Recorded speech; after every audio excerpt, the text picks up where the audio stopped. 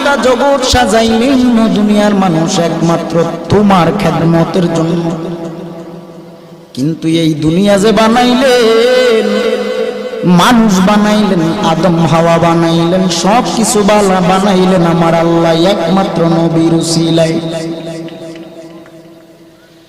কে সেই নবী? আমার আদম হাওয়াকে আমার আল্লাহ জান্নাত থেকে বের করে দিলেন। বের করে দেওয়ার পর 300 থেকে 350 বছর যাবত আদম হাওয়া কান্না করে আল্লাহর যত নাম আছে সব নাম নিয়ে কাঁদে।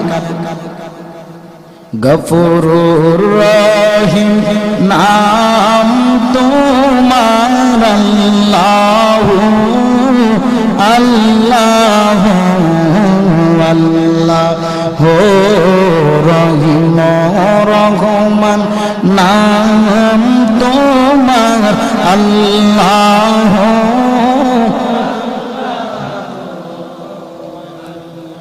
ও আল্লাহ, তোমার এমন কোন নাম নাই যেই নাম নিয়ে আমি আদম নবী তোমাকে ডাকি নাই। শেষ পর্যন্ত আদম নবী বলে, রে আল্লাহ, জান্নাতের পারে দেখেছিলাম আপনার নামের সাথে আরেকটা নাম, জানি না তিনি কে, তবে তিনি হলেন শেষ নবী রাহমাতুল লিল আলামিন। ও আল্লাহ, মুহাম্মাদুর রাসূলুল্লাহ সেই নামের খাতিরে তুমি ক্ষমা করে দাও। সুবহানাল্লাহ বলুন। ওই নবীজির নাম মুবারক নিয়া আল্লাহর কাছে ক্ষমা চাওয়া মাত্র আল্লাহ বলে, রে আদম, অনেক দেরি করে ফেলেছো।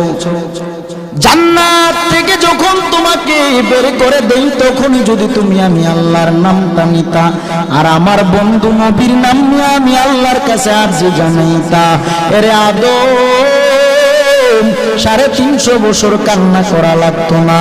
তোমার একবার যদি খালি আমার নবীর নামের দোহাই দিতা, এরে আদম, তোমাকে আমি আল্লাহ জান্নাত থেকে বের করতাম না। এরে নবীর